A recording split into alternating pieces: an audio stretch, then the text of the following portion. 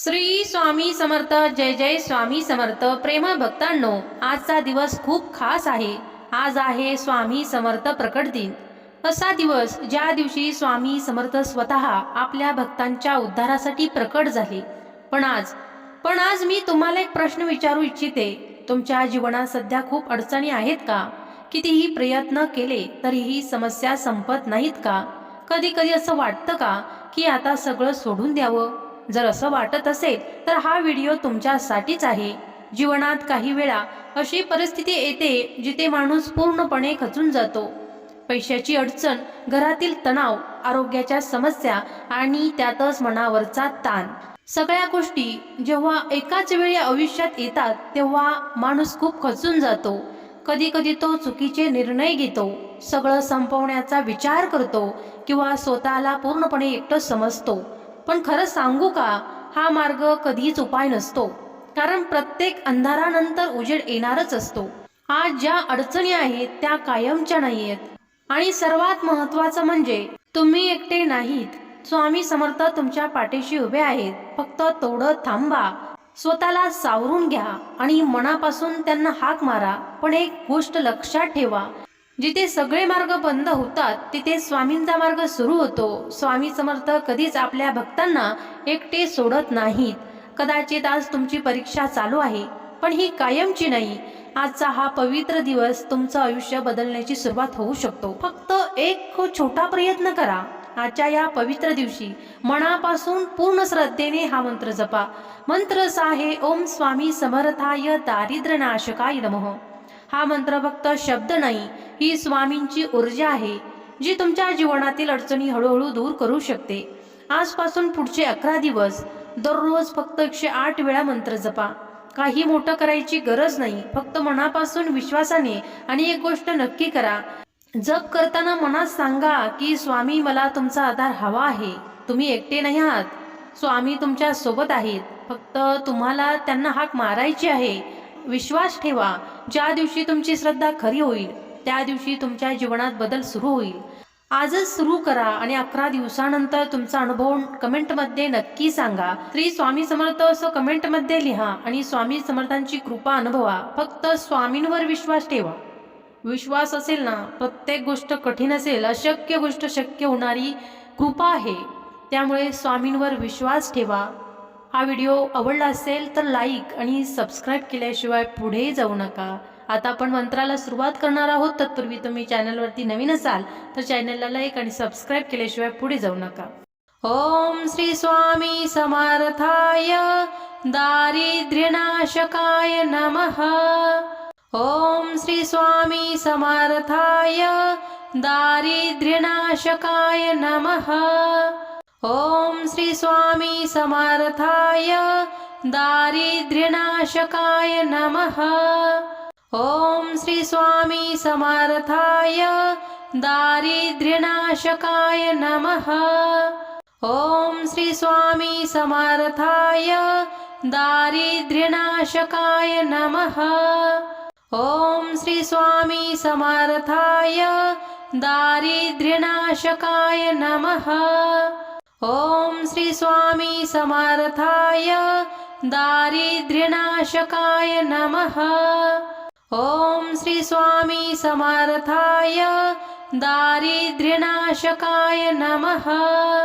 ओम श्री स्वामी समर्थाय दारिद्र्यनाशकाय नमः. ओम श्री स्वामी समर्थाय दारिद्र्यनाशकाय नमः. ओम श्री स्वामी समर्थाय दारिद्र्यनाशकाय नमः. ओम श्री स्वामी समर्थाय दारिद्र्यनाशकाय नमः. ओम श्री स्वामी समर्थाय दारिद्र्यनाशकाय नमः. ओम श्री स्वामी समर्थाय दारिद्र्यनाशकाय नमः. ओम श्री स्वामी समर्थाय दारिद्र्यनाशकाय नमः. ओम श्री स्वामी समर्थाय दारिद्र्यनाशकाय नमः. ओम श्री स्वामी समर्थाय दारिद्र्यनाशकाय नमः. ओम श्री स्वामी समर्थाय दारिद्र्यनाशकाय नमः। ओम श्री स्वामी समर्थाय दारिद्र्यनाशकाय नमः।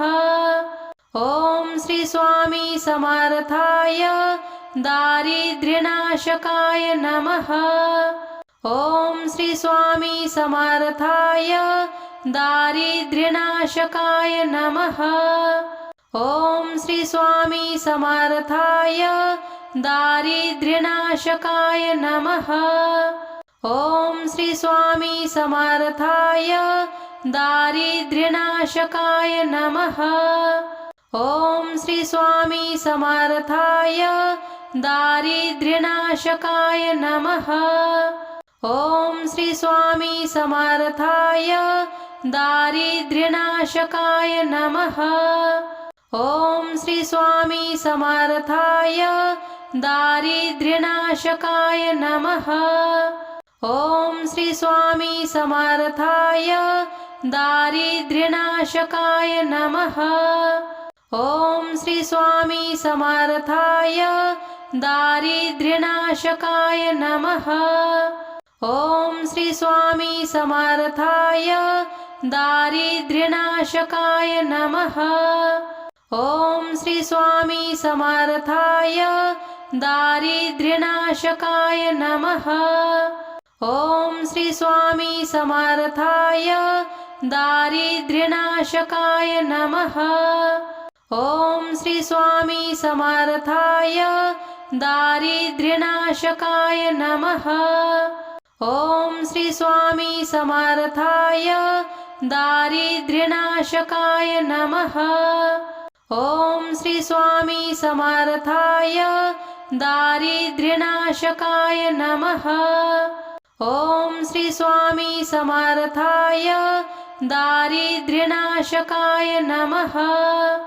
ओम श्री स्वामी समर्थाय दारिद्र्यनाशकाय नमः। ओम श्री स्वामी समर्थाय दारिद्र्यनाशकाय नमः। ओम श्री स्वामी समर्थाय दारिद्र्यनाशकाय नमः। ओम श्री स्वामी समर्थाय दारिद्र्यनाशकाय नमः। ओम श्री स्वामी समर्थाय दारिद्र्यनाशकाय नमः। ओम श्री स्वामी समर्थाय दारिद्र्यनाशकाय नमः। ओम श्री स्वामी समर्थाय दारिद्र्यनाशकाय नमः। ओम श्री स्वामी समर्थाय दारिद्र्यनाशकाय नमः। ओम श्री स्वामी समर्थाय दारिद्र्यनाशकाय नमः। ओम श्री स्वामी समर्थाय दारिद्र्यनाशकाय नमः। ओम श्री स्वामी समर्थाय दारिद्र्यनाशकाय नमः। ओम श्री स्वामी समर्थाय दारिद्र्यनाशकाय नमः। ओम श्री स्वामी समर्थाय दारिद्र्यनाशकाय नमः। ओम श्री स्वामी समर्थाय दारिद्र्यनाशकाय नमः।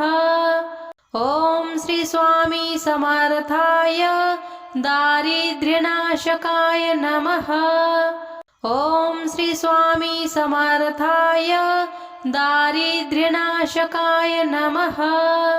ओम श्री स्वामी समर्थाय दारिद्र्यनाशकाय नमः। ओम श्री स्वामी समर्थाय दारिद्र्यनाशकाय नमः।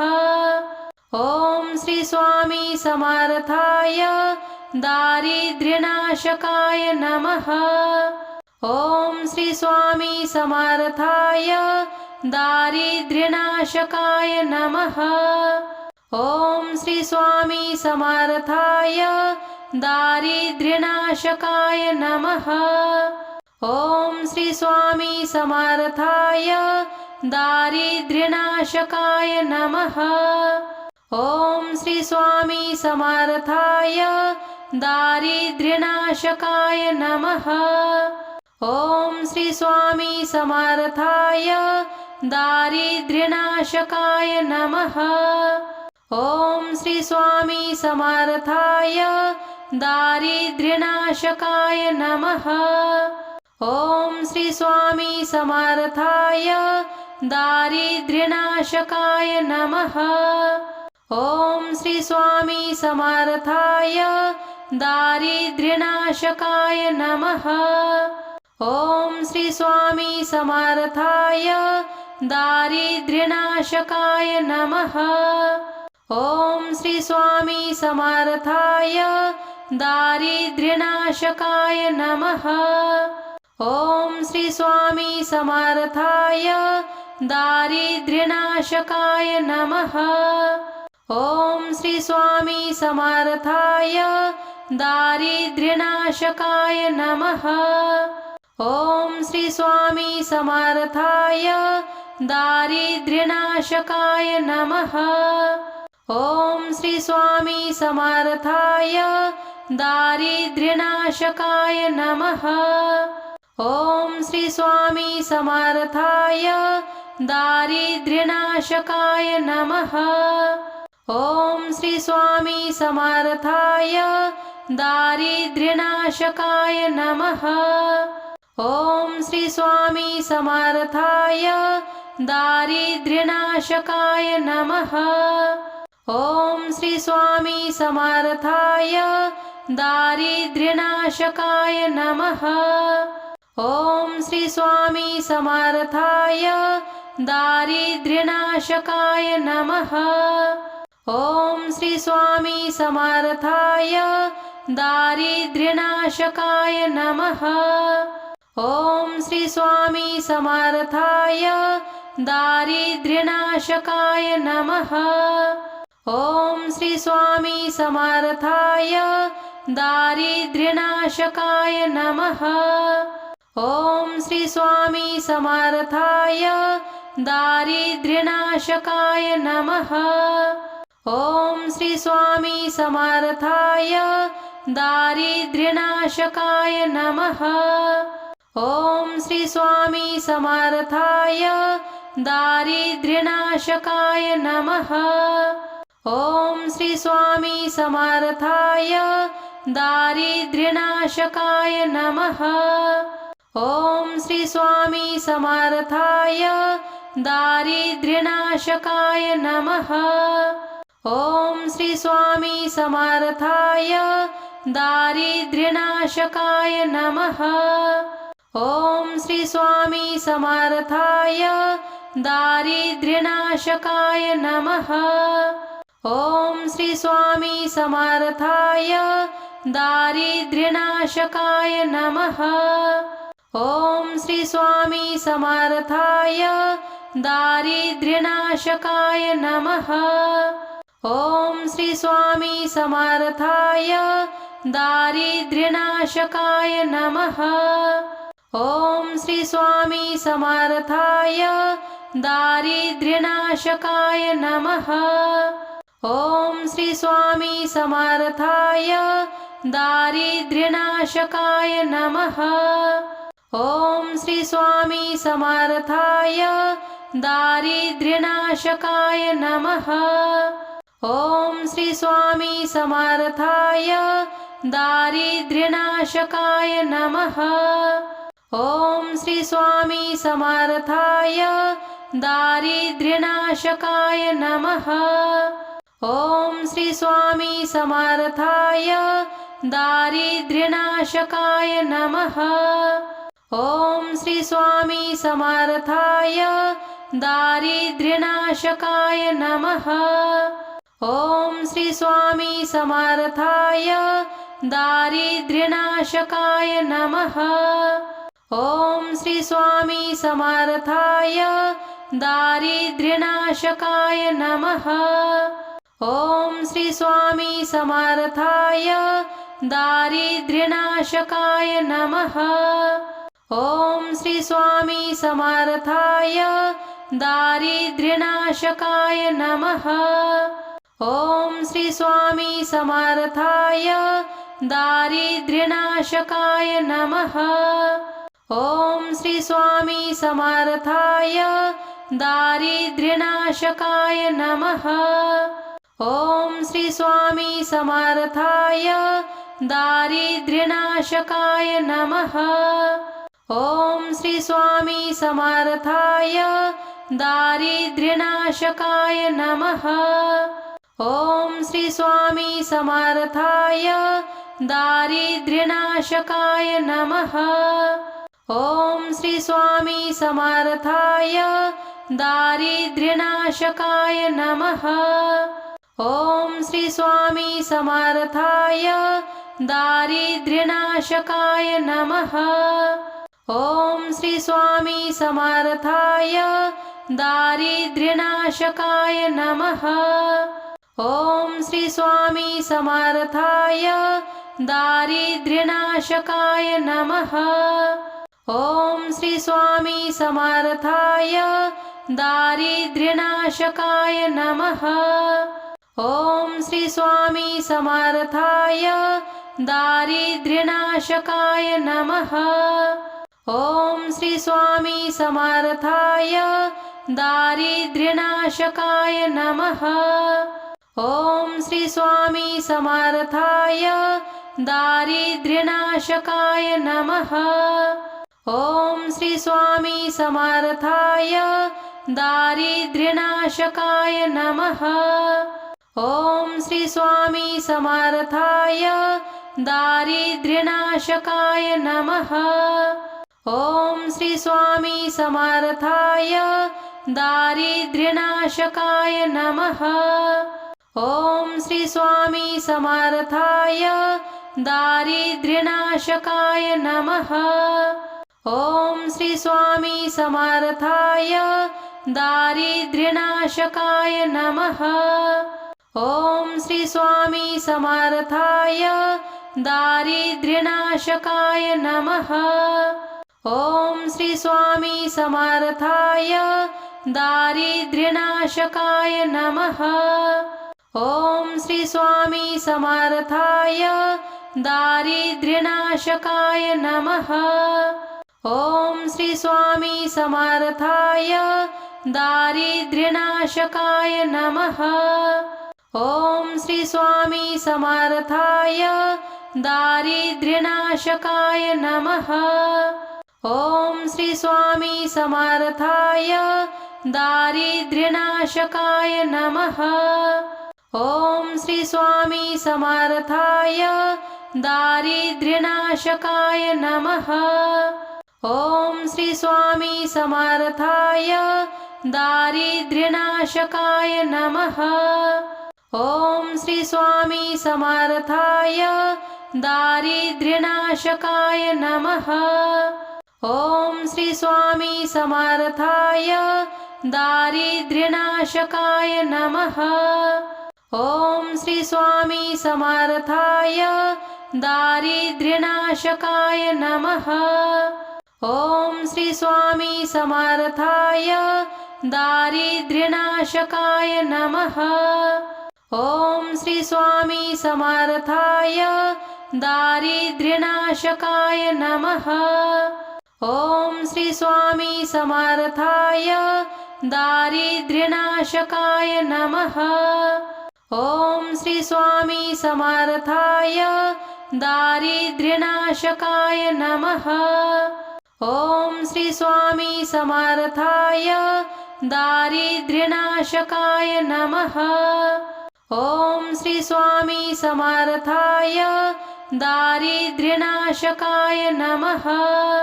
ओम श्री स्वामी समर्थाय दारिद्र्यनाशकाय नमः। ओम श्री स्वामी समर्थाय दारिद्र्यनाशकाय नमः। ओम श्री स्वामी समर्थाय दारिद्र्यनाशकाय नमः। ओम श्री स्वामी समर्थाय दारिद्र्यनाशकाय नमः। ओम श्री स्वामी समर्थाय दारिद्र्यनाशकाय नमः। ओम श्री स्वामी समर्थाय दारिद्र्यनाशकाय नमः। ओम श्री स्वामी समर्थाय दारिद्र्यनाशकाय नमः। ओम श्री स्वामी समर्थाय दारिद्र्यनाशकाय नमः। ओम श्री स्वामी समर्थाय दारिद्र्यनाशकाय नमः। ओम श्री स्वामी समर्थाय दारिद्र्यनाशकाय नमः। ओम श्री स्वामी समर्थाय दारिद्र्यनाशकाय नमः। ओम श्री स्वामी समर्थाय दारिद्र्यनाशकाय नमः। ओम श्री स्वामी समर्थाय दारिद्र्यनाशकाय नमः। ओम श्री स्वामी समर्थाय दारिद्र्यनाशकाय नमः। ओम श्री स्वामी समर्थाय दारिद्र्यनाशकाय नमः। ओम श्री स्वामी समर्थाय दारिद्र्यनाशकाय नमः। ओम श्री स्वामी समर्थाय दारिद्र्यनाशकाय नमः। ओम श्री स्वामी समर्थाय दारिद्र्यनाशकाय नमः। ओम श्री स्वामी समर्थाय दारिद्र्यनाशकाय नमः। ओम श्री स्वामी समर्थाय दारिद्र्यनाशकाय नमः। ओम श्री स्वामी समर्थाय दारिद्र्यनाशकाय नमः। ओम श्री स्वामी समर्थाय दारिद्र्यनाशकाय नमः। ओम श्री स्वामी समर्थाय दारिद्र्यनाशकाय नमः। ओम श्री स्वामी समर्थाय दारिद्र्यनाशकाय नमः। ओम श्री स्वामी समर्थाय दारिद्र्यनाशकाय नमः। ओम श्री स्वामी समर्थाय दारिद्र्यनाशकाय नमः। ओम श्री स्वामी समर्थाय दारिद्र्यनाशकाय नमः। ओम श्री स्वामी समर्थाय दारिद्र्यनाशकाय नमः। ओम श्री स्वामी समर्थाय दारिद्र्यनाशकाय नमः। ओम श्री स्वामी समर्थाय दारिद्र्यनाशकाय नमः। ओम श्री स्वामी समर्थाय दारिद्र्यनाशकाय नमः। ओम श्री स्वामी समर्थाय दारिद्र्यनाशकाय नमः। ओम श्री स्वामी समर्थाय दारिद्र्यनाशकाय नमः। ओम श्री स्वामी समर्थाय दारिद्र्यनाशकाय नमः। ओम श्री स्वामी समर्थाय दारिद्र्यनाशकाय नमः। ओम श्री स्वामी समर्थाय दारिद्र्यनाशकाय नमः। ओम श्री स्वामी समर्थाय दारिद्र्यनाशकाय नमः। ओम श्री स्वामी समर्थाय दारिद्र्यनाशकाय नमः। ओम श्री स्वामी समर्थाय दारिद्र्यनाशकाय नमः। ओम श्री स्वामी समर्थाय दारिद्र्यनाशकाय नमः। ओम श्री स्वामी समर्थाय दारिद्र्यनाशकाय नमः। ओम श्री स्वामी समर्थाय दारिद्र्यनाशकाय नमः। ओम श्री स्वामी समर्थाय दारिद्र्यनाशकाय नमः। ओम श्री स्वामी समर्थाय दारिद्र्यनाशकाय नमः। ओम श्री स्वामी समर्थाय दारिद्र्यनाशकाय नमः। ओम श्री स्वामी समर्थाय दारिद्र्यनाशकाय नमः। ओम श्री स्वामी समर्थाय दारिद्र्यनाशकाय नमः। ओम श्री स्वामी समर्थाय दारिद्र्यनाशकाय नमः। ओम श्री स्वामी समर्थाय दारिद्र्यनाशकाय नमः। ओम श्री स्वामी समर्थाय दारिद्र्यनाशकाय नमः। ओम श्री स्वामी समर्थाय दारिद्र्यनाशकाय नमः। ओम श्री स्वामी समर्थाय दारिद्र्यनाशकाय नमः। ओम श्री स्वामी समर्थाय दारिद्र्यनाशकाय नमः। ओम श्री स्वामी समर्थाय दारिद्र्यनाशकाय नमः। ओम श्री स्वामी समर्थाय दारिद्र्यनाशकाय नमः। ओम श्री स्वामी समर्थाय दारिद्र्यनाशकाय नमः। ओम श्री स्वामी समर्थाय दारिद्र्यनाशकाय नमः। ओम श्री स्वामी समर्थाय दारिद्र्यनाशकाय नमः। ओम श्री स्वामी समर्थाय दारिद्र्यनाशकाय नमः। ओम श्री स्वामी समर्थाय दारिद्र्यनाशकाय नमः। ओम श्री स्वामी समर्थाय दारिद्र्यनाशकाय नमः। ओम श्री स्वामी समर्थाय दारिद्र्यनाशकाय नमः। ओम श्री स्वामी समर्थाय दारिद्र्यनाशकाय नमः।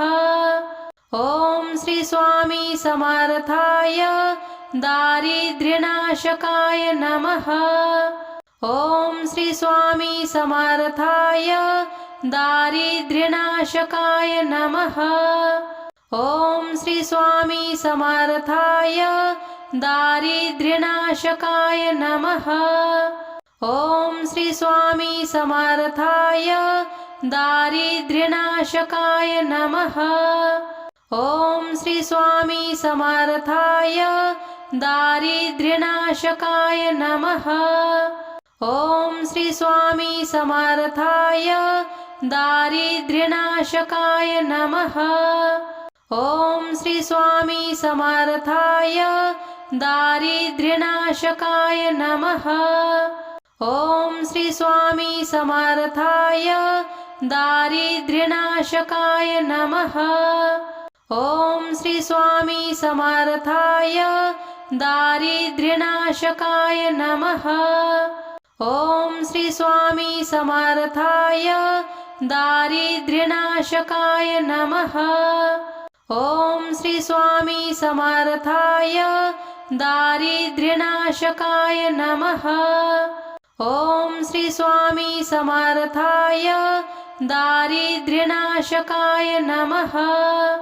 ओम श्री स्वामी समर्थाय दारिद्र्यनाशकाय नमः। ओम श्री स्वामी समर्थाय दारिद्र्यनाशकाय नमः। ओम श्री स्वामी समर्थाय दारिद्र्यनाशकाय नमः।